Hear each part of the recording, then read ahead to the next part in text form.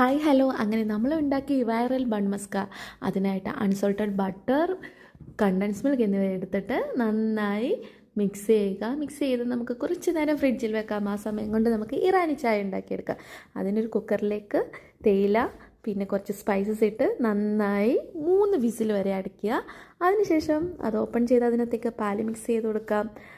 ഇനിയിപ്പം നമുക്ക് bun മസ്കയ്ക്കുള്ള bun എടുക്കാം. അതിനുശേഷം നമ്മൾ ഫ്രിഡ്ജിനകത്ത് വെച്ചേക്കുന്ന ആ മിക്സ് എടുക്കുക, ഈ ബണ്ണിലേക്ക് നന്നായി പുരട്ടി കൊടുക്കുക. എന്നിട്ട് ബണ്ണ് നന്നായി പ്രസ് ചെയ്ത് ഒരു 5 മിനിറ്റിന് ശേഷം അത് ചെറുതായിട്ട് രണ്ടായിട്ടൊന്ന് കട്ട് ചെയ്തെടുക്കുക. എന്നിട്ട് നമ്മൾ ഉണ്ടാക്കി വെച്ചിരിക്കുന്ന ഇറാനി ചായക്കകത്ത് മുക്കി അങ്ങോട്ട് കഴിക്കുക. ഇത് സ്വീറ്റ് ഇഷ്ടപ്പെടുന്ന എല്ലാവർക്കും ഇഷ്ടപ്പെടുന്ന ഒരു ഐറ്റം തന്നെയാണ് കേട്ടോ. ഒരു പ്രാവശ്യമെങ്കിലും എല്ലാവരും ഒന്ന് ട്രൈ ചെയ്ത് നോക്കണേ. ഇതുപോലെ ഒന്ന് ചായക്കകത്ത് മുക്കി കഴിക്കണം. കൊള്ളാം. മധുരം ഇഷ്ടപ്പെടുന്നവർക്ക് എന്തായാലും ഇത് ഇഷ്ടപ്പെടും.